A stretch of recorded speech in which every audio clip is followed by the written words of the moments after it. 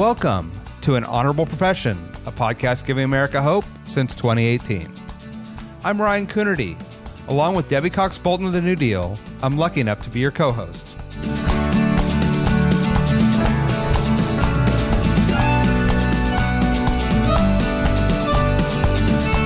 An Honorable Profession is a New Deal Leaders podcast. The New Deal is an organization that supports the next generation of American leaders. From attorneys generals to state senators to mayors to school board members, these are the people that are pushing policies and politics that will respond to climate change, rebuild our economy, address racial injustice, and restore our democracy. These are incredibly talented people who have dedicated themselves to public service when their country and their communities needed it the most. Check out newdealleaders.org to see what I'm talking about. Today I talked with Maine Assistant House Majority Leader Kristen Cloutier. It was a deeply personal conversation. We talked about how caring for her mom and young daughter drove her passion to pass paid family leave. She shared her experience around the shooting in her hometown of Lewiston, the terror she felt, and the subsequent opportunities to reduce gun violence and help hers and other communities recover. Finally, we talked about what keeps her going as she balances work and life and family and legislating. I found her answer to be deeply honest and inspiring. Enjoy. Representative Kristen Cloutier, welcome to An Honorable Profession. It is wonderful to be speaking with you today. Thank you so much for having me. I'm really excited to be here. I think let's start with, for all of us at lower latitudes than Maine, what do we need to know about the state of your state and how things are going? Well, I am pretty fortunate to serve in a state that has a Democratic trifecta. So we are in control of the House, the Senate, and the governor's office, which sounds like it's really great. Although sometimes I think when you don't have a common enemy to unite against, you tend to fight each other sometimes. But overall, I think we've managed to get some really incredible things across the finish line. I'm in my third term right now. So over the past nearly 6 years, working on reproductive rights amendment this session. We just paid family medical leave for the state of Maine, which is really, really exciting. And I was really honored and humbled and fortunate to be the lead House sponsor on that piece of legislation. And just really working to figure out the affordable housing shortage and crisis that I think every community in the country is facing, and really just sort of helping, Mainers in need. So I feel really good about where we are, really good about where we're going, and hopefully we will hold those trifectas in this next election in November. Yeah, and I want to get into some of the details because you've been really pushing on tangible programs that help families in fundamental ways. I guess before we get into some of the policies, let's talk about the politics. Maine wasn't always a state that was controlled by a Democratic majority. How do you think you got there? And as we look at an election coming up in 2024, what do you see on the ground in your state? We came from having the majority in the House and I believe in the Senate, but having a Republican governor, Paul LePage, who was, he refers to himself as Trump before there was Trump. So that's sort of where we came from. And I think that Mainers decided they had kind of had enough of that rhetoric and decided to elect Janet Mills, the first woman governor of Maine. And we're lucky and proud to have her. I think that Maine, I represent Lewiston, which is the community that was recently impacted by a mass shooting. And even before then, I had lived in other places. I'd lived in New York City. I'd gone to school in Boston. And my hometown of Lewiston is a place that really rather rallies together in a crisis. We had a series of fires back in 2016 where we really came together to help the folks and the survivors of that tragedy. Same thing with with the shooting that happened recently.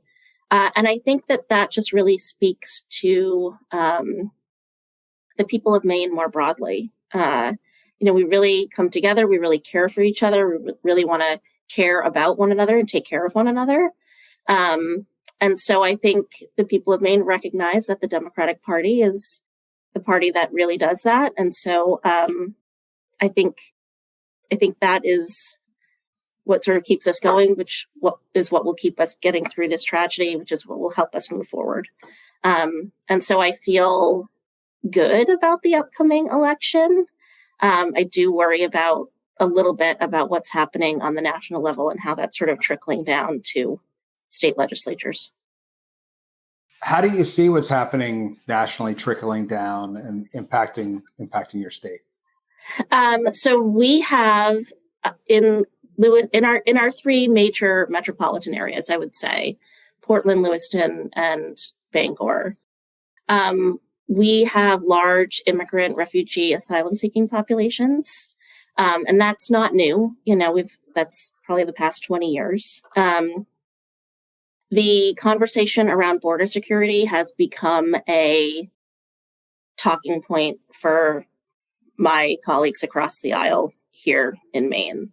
The governor included in the budget funding for an Office of New Americans, which, we've seen folks coming to the state for the past 20 years. We're just now getting around to, creating an Office for New Americans to help them connect with English language acquisition, workforce development.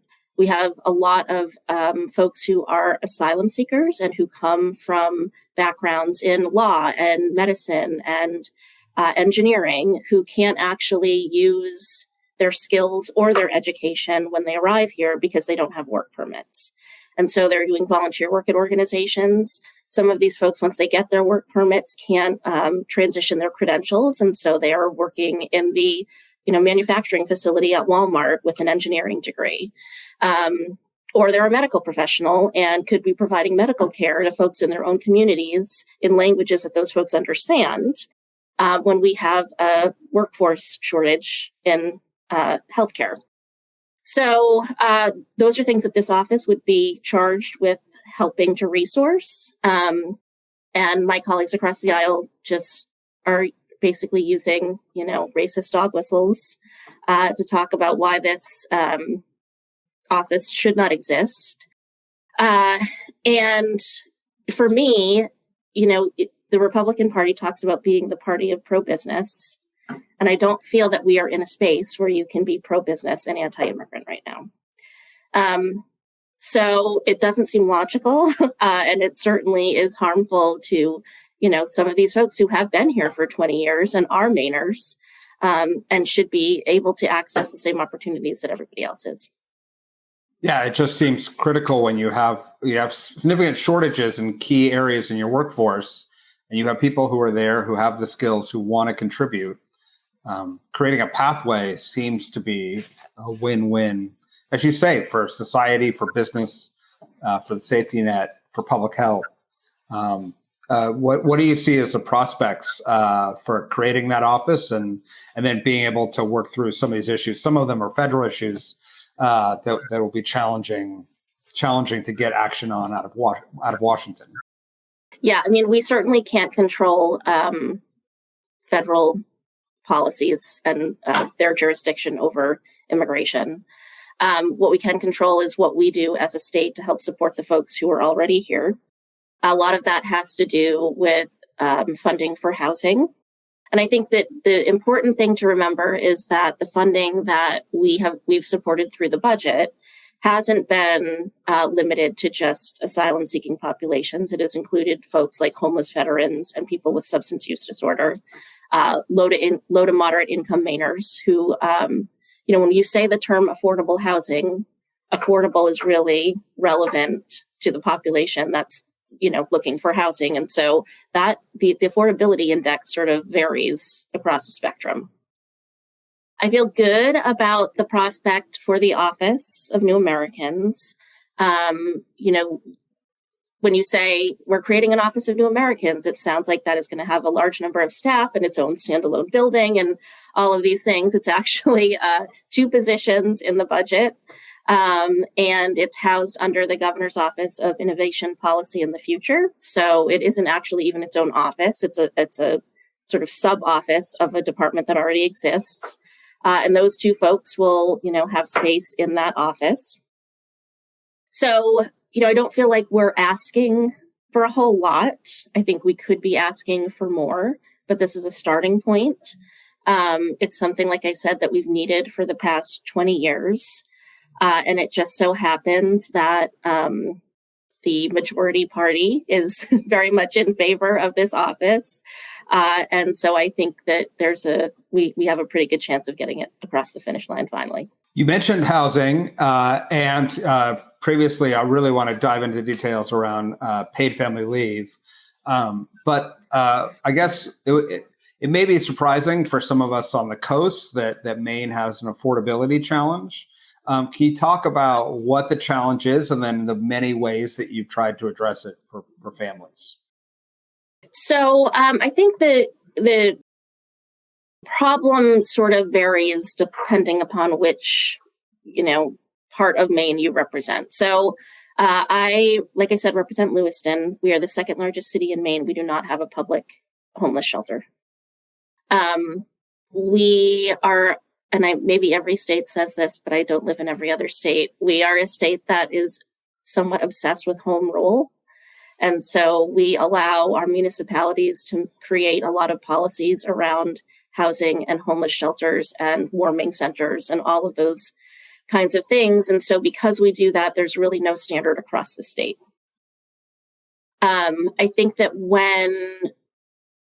during the pandemic, a lot of folks realized that Maine was a pretty special place in terms of quality of life, and that you could live anywhere in the state and easily access both the coastline and the mountains, that folks really value, quality of life here and being able to have jobs that are meaningful, but also balance that with families and, work-life balance. And so I think we had a lot of folks who came from out of state who moved here during the pandemic, and that has now created a situation where prices for homes have increased, and we have more people looking for those homes, and so availability has decreased. So there's the affordability piece and the availability piece. We are looking at bills, my hometown of Lewiston, even though we don't have a homeless shelter. Our city council during the last term, which we had a full transition now, so we have almost an entirely new council with the exception of one councilor, voted to create a moratorium on the creation of a homeless shelter. And so that was sort of off the table for a while. So we had a bill this session that would prohibit municipalities from creating those kinds of moratoriums. And then, doing one of the, I think, foundational things that we were able to pass this session around housing is a Housing First program. So recognizing that housing is really the foundation upon which people are building their lives and upon which they are able to be successful in life.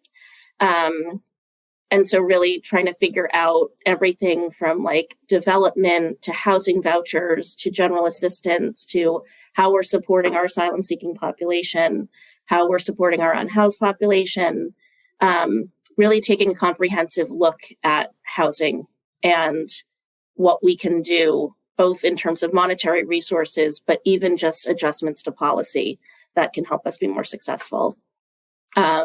We created this session. We, in the past, have had a labor and housing committee. We also created this session a joint select committee on housing.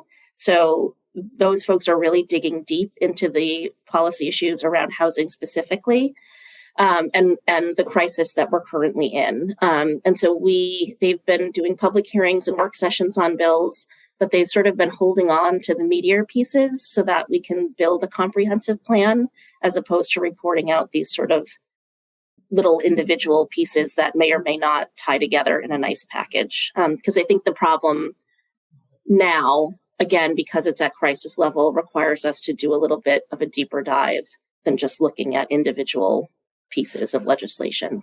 There was a second part of your question. Oh, second part of your question. That I guess, remember. housing affordability and homeless shelters are obviously essential to making it possible for people to survive, but also being able to have time off to care for loved ones. Can you talk about the effort to create paid family leave and your role in it? I would love to. So, my kind of work around this started out as having been a caregiver for my mom who had dementia, had been living in Florida, ended up moving back to Maine, and spending some time living between my house and my siblings, and having to serve as an unpaid caregiver for a parent, which basically flips the entire script of what your relationship with your parent is. And so really feeling like we don't really recognize that care. We're still expected to go to work. My mom was coming to work with me. I also have a full-time job in addition to the legislature. She would come to work with me and just sort of sit in a chair in my office while I was, doing my work for 8 hours a day because I needed to be at work and we didn't have anywhere for her to go. So became pretty, I think, passionate about the issue and started thinking, more broadly. We had created a grant program for family caregivers that got them $2,000 per year to put towards, whether it was respite or whether it was making accommodations to their home during when we had ARPA funding. So it was a one-time pilot program. But really started to think about with one of my colleagues in the Senate about how to make that part of our work culture. And again, like work-life balance. And my colleague in the Senate had been working on paid family medical leave for a long time. We were being faced with a ballot referendum in Maine around paid family medical leave. And my experience with ballot referendums is that they are sometimes wildly successful and sometimes not so much. And so really wanted to find a legislative solution to that. And we really, I don't typically pat myself on the back for a lot of things, but we really created a process that has not ever, I think, happened, at least in this legislature, but maybe not in any. Senator Daughtry and I went on like a whirlwind tour of the state, meeting with every chamber of commerce that we could get our hands on, talking to anybody who would listen, individual businesses, individual constituents, to really not just sort of pitch the policy, but to get feedback from folks on if they were to support a program, what they would support. And if they couldn't support a program, why not? Because we really did want to create a policy that would be beneficial to businesses and to individuals who needed to take the time off to care for loved ones themselves or to have a child. It really the policy we created spans, I would say, a continuum of care. So from when you're having a baby to when you're sick to when you're having to take care of an aging parent. It is probably the most comprehensive, I think, paid family medical leave program that has been created in any of the states that have one at this point. We, really, tried to, most of the time we were very not well liked by either the folks pushing the ballot referendum or the businesses. We were sort of in our own middle lane because we were trying to bring all the voices to the table. But I feel like that work, over the 2 years that we did it, really created an extremely strong policy. It gets people 12 weeks off from work at a tiered reimbursement rate. So this is going to get into the weeds around policy details, but up to the state average weekly wage, which is about $1,100, you get a 90% reimbursement, and then a 66% reimbursement on anything above that. the definition of family is fairly broad, so we wanted to make sure that folks who had familial relationships were included. So it doesn't have to be a blood relative, which matches our FMLA law. And then we also wanted to leave it, we have a fair number of businesses here who are already providing their own paid family medical leave policy.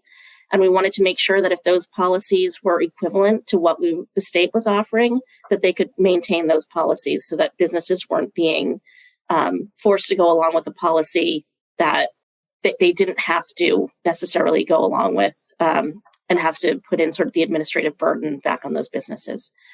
So I'm really proud of that work. I'm really proud of the policy. I'm really proud of one of the things that was shocking to me when I came to the legislature was that the House and the Senate Democratic caucuses, even though we're one team, don't necessarily work together all the time. And so this sort of collaboration that I was able to have with Senator Daughtry over in the Senate, and to really, she introduced the bill, but it was really our bill. And there's not a single time, I think, that one of us talks about this piece of legislation where we're not talking about the other person. And so that felt really special. And it was just kind of this really, the stars aligned really at every turn for us. And it's this really nice, I get to feel and see my mom in the policy every day. And so that's been really personally rewarding. It's always amazing when the ends and the means are both good, and you end up with something that will profoundly impact people's lives in positive ways. I guess you grew up in Lewiston and returned, and you referred to Maine as a magical place. Can you talk a little bit about your life story and what drew you back to your hometown and to service? Yeah. So I, like I said, grew up in Lewiston, went to college in Boston, moved to New York City after that, was living in New York City when September 11th happened. It's kind of wild. I was, it really ages me, makes me feel older when I talk about this, but the internet was just becoming a thing when I was in college. And when I graduated from college, people my age in my early 20s were making millions of dollars off of IPOs. So off stock options, basically, from internet businesses. And I don't know if they even still have this anymore, but there was banner advertising on websites and people would buy clicks. So every time somebody clicked on a banner, someone would be paying for that. So I was selling internet advertising in New York when this happened. I look back now and I think about I was a pretty shallow person. I'm not really sure how I ended up where I am. I mean, I will tell you how I ended up where I am, but it's a stark difference from who I was when I lived in New York to who I am now. September 11th happened. I wasn't able to actually be in contact with my family for about 3 or 4 days after that. And that was scary. And so I kind of decided, I was living this really fun life in New York, but wasn't really connected to my family, and decided that I wanted to be. And so I ended up moving back in with my mom at 27 years of age, which I don't recommend to anybody. It's a very rough time to move back in with your mom. Ended up getting a job at Bates College, which is a small liberal arts college in Lewiston. It's one of the 3 major employers there. And I got a job then, and I'm still working now in our community partnerships office. And so we connect students with volunteer opportunities and community engaged learning opportunities, which basically allow them to put what they're learning in a classroom into practice with nonprofit organizations. And I would say that 95% of the nonprofit organizations in Lewiston are able to function because of the Bates students they have sort of performing the work. We have students in hundreds of classrooms across the district. really mentoring young folks in our community. And so through that work, I've been able to connect really closely with a lot of community members, with a lot of nonprofit organizations. One of the students that we worked with graduated from Bates and served on our city council. He decided he wasn't going to run for that seat again and asked me if I was interested. And at first I was like, no way, that is not anything that I've ever thought about doing. And then after someone asks you, you kind of start thinking, well, is that something I could do? Is that something I'd be interested in? And I decided to kind of throw caution to the wind, had never run any kind of campaign before, had really, not really thought about politics beyond like a single politics course that I took in college. Ran for my seat, won, served on our council for 3 more terms, was elected by my peers as city council president for 3 of those terms, served as the school committee representative for the council for 3 of those terms. And then someone you all may have heard of, Jared Golden, who is our state congressman, decided he wasn't going to run he was going to run for Congress. He wasn't going to run for his House seat, and got recruited to run for his legislative seat, which is the seat that I have now. So it's been sort of a slow progression. I serve as our assistant House Majority Leader, so the whip, this session. I'm running for Speaker next term.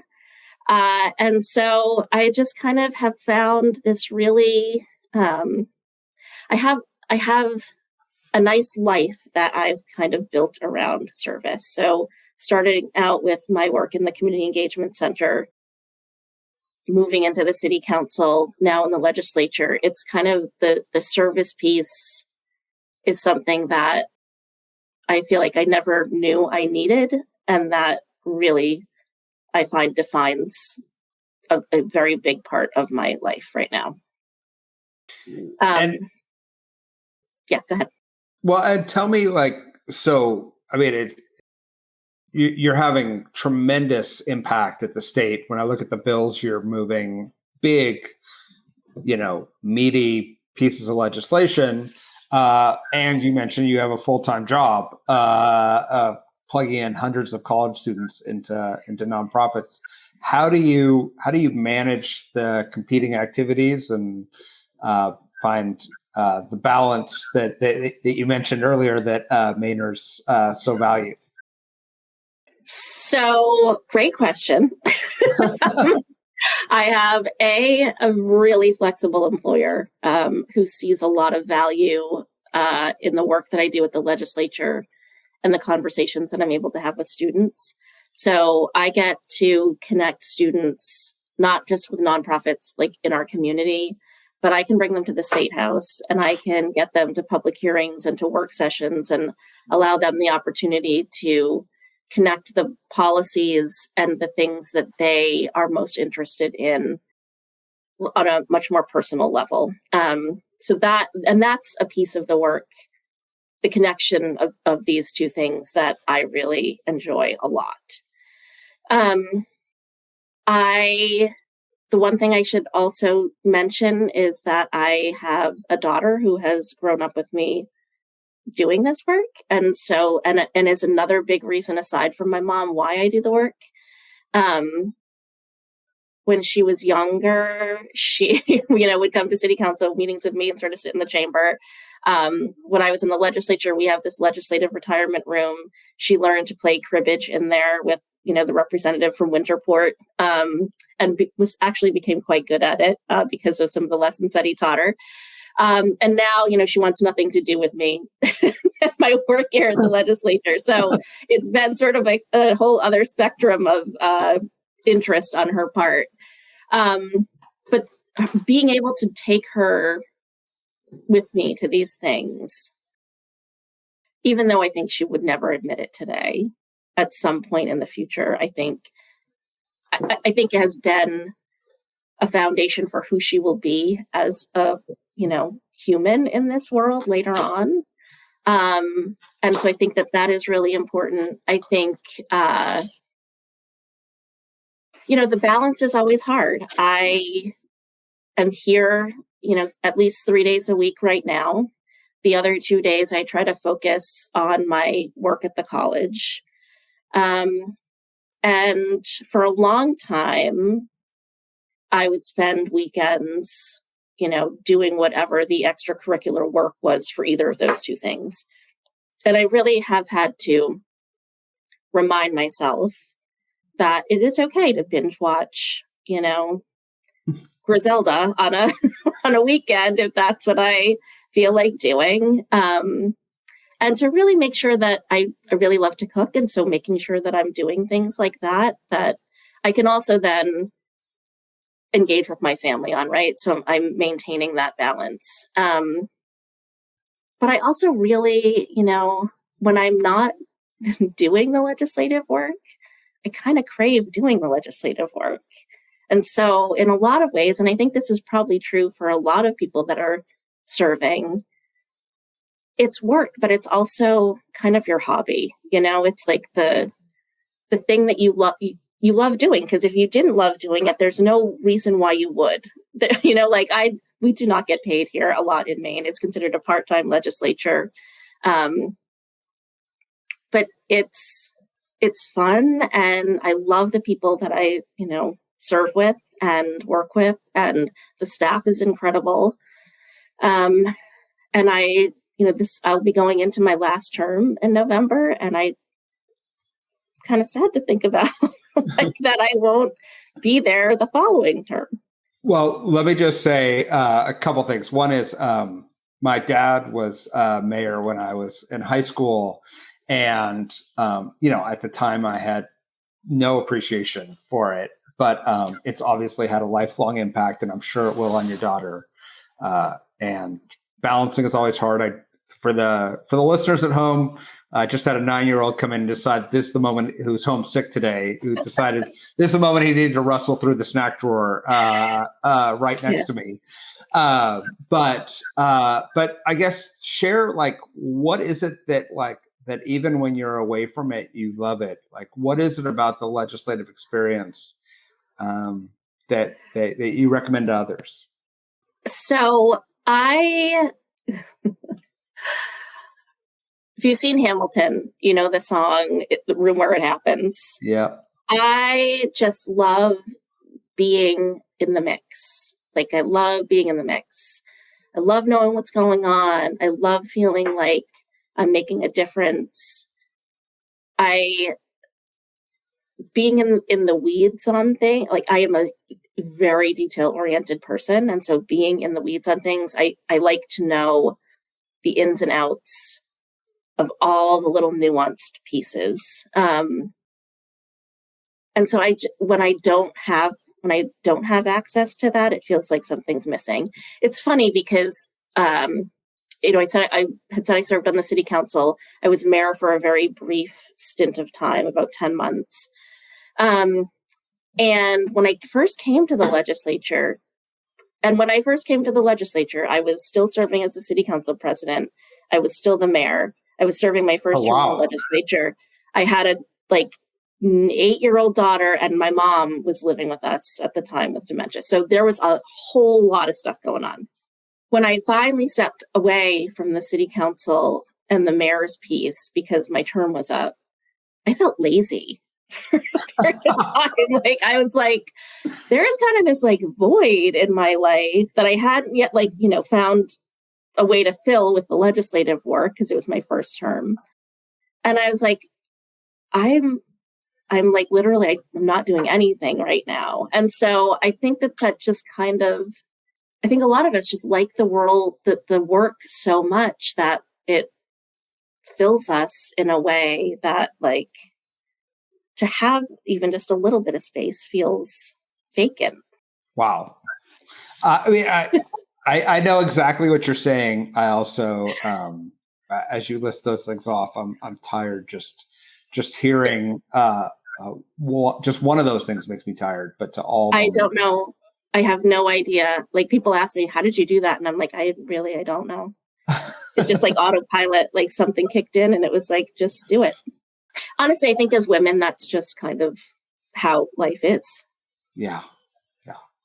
It is, it's remarkable. While I hope your life is full, and a speaker, I hope it isn't, that full again. Yeah. I do want to talk about, the shooting in Lewiston. You represent the community. You served as its mayor. It's a small community that was rocked by terrible gun violence, like too many communities are. Can you talk a little bit about the experience and any potential legislation that may have come out of it or may still come out of it? Yeah. So I was actually at my Bates office the night that it happened. Got a call from one of my legislative colleagues whose husband works in law enforcement. And she was like, "Are you okay?" And I was like, "What? Why? What are you talking about?" She's like, "Well, we just heard over the scanner that there's been a shooting at, such and such a place." And I was like, I hadn't heard anything. So pretty quickly after that, they put the lockdown in place because we did have a 3-day. The thing that I think differentiates Lewiston from a lot of other mass shootings is that we were in lockdown for 3 days because they couldn't find the shooter. So we were in lockdown. As it turns out, I have the same car as the shooter had. So for me, it was kind of like, I really have to stay at my office because I'm worried that I'm going to be pulled over and taking law enforcement away from where they should actually be because I have a car that's the same. And then, in the days that came after, I think everyone who's been in the situation would describe it the same. It's really fast and furious, and you're just kind of like on all the time because the press inquiries are coming all the time. The constituents are reaching out to you, and you're trying to figure out how to navigate what they need. You're really trying to be emotionally present for everyone who needs you to be emotionally present, including your own family. And so again, I think that the adrenaline just kicks in and you're just doing the job. That attention goes away at some point. And I think that has been the harder thing to manage because you're on autopilot in the beginning. And then once it starts to get quiet, that's when you really kind of start, I think, to process what's happening. And I think that is not just true for folks who are in elected positions, but I think anyone who lives in that community finds that transition, I think, to be difficult. I also serve on the board of an organization called Community Concepts, which is the organization that is holding up our Community Resiliency Center, which is the place where folks can go to get resources and support. And that will be in place, we're hoping, for at least the next year, but maybe well into the future. And so there was sort of the added, responsibility that comes with that and sort of knowing what the needs are, maybe better than other folks in the community because we're the ones on the ground providing them. The other thing that has kind of happened, so what I will also say is that I was fortunate to attend a New Deal event a week after the shooting happened.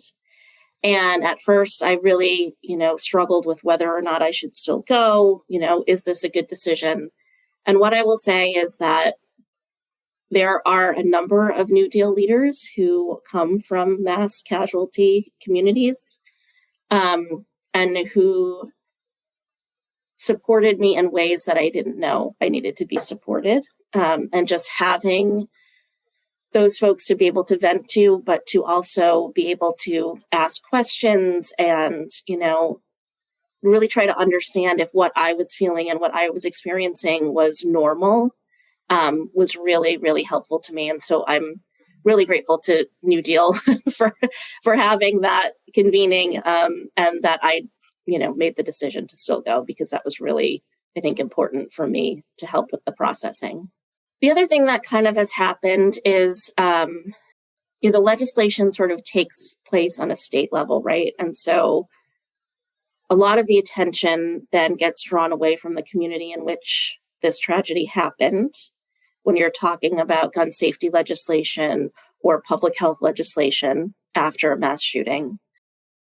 But the impact of that shooting remains in that community for years, decades to come. And so I think that there's this sort of careful dance that needs to happen around having the conversations around gun safety at a state level, but also maintaining a focus on the community in which this happened, because they're the community that's going to need to be resourced going forward. And so I think that that's what we're trying to do here in Maine. We've got, we've been working really, really hard on putting together comprehensive gun safety legislation, but also public health legislation related to mass shootings. So, the governor has a bill, and she talked about this in her State of the State address, that will address background checks, that will build up a network of crisis receiving centers in the state of Maine. The first one, which will be placed in Lewiston, which I think is really important. She's created a continuum of care fund for survivors of the tragedy that will invest funding so that sort of like a college endowment. So you invest $5 million and that spins off about $250 that can be spent annually to support victims and survivors. The crisis receiving centers, the background checks, tightening up some laws around felonies and misdemeanors for gun possession. And then, the House and Senate are looking to introduce their own pieces of legislation. So I think that the governor's bill is really a starting point. The House and Senate will have additional pieces that our members really want to see come to fruition. And that will include things like assault weapon bans and magazine capacities. It will also include notifications to gun dealers when somebody, purchases a gun who maybe shouldn't have purchased a gun, or somebody who's looking to purchase a gun who they shouldn't be selling to. So better communications around those things. We're hoping to do something around waiting periods. And so really considering everything across the gun safety gamut, I think, as possible. How many of those things will be able to get across the finish line remains to be seen, but the plan is to offer members an ability to vote on as many of those things as they're comfortable voting on. We also think that it's important to address the public health piece of gun safety. And so that includes things like our speaker wants to increase the number of crisis receiving centers that the governor's bill suggests, and really put in some more support around mental health resources for folks. Our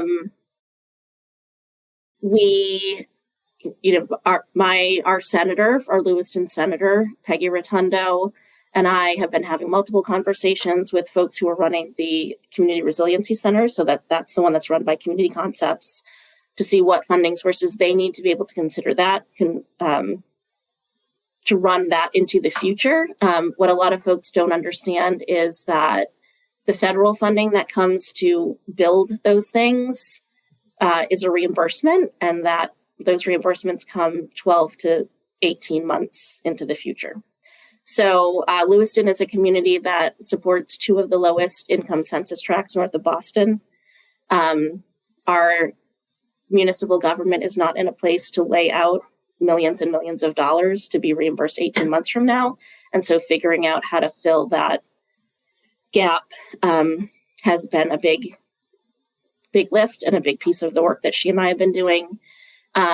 We also have a hospital and a nonprofit organization that provide the bulk of mental health services in both our county, but in several surrounding counties.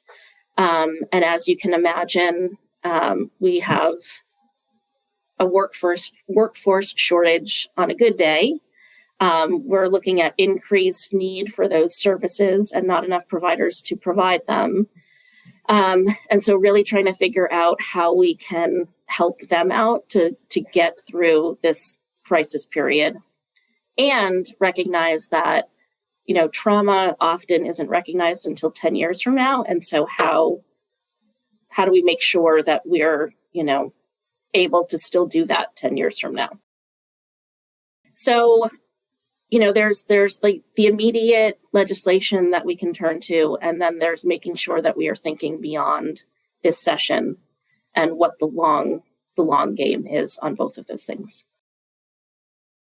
I'm sorry that you've had to experience that as a community member, and then navigating the many challenges that come after, as you say, for decades. I'm glad that New Deal could be a resource, and I think, unfortunately, you will be a resource for future leaders who also experience this until we get some sensible policy at the federal level.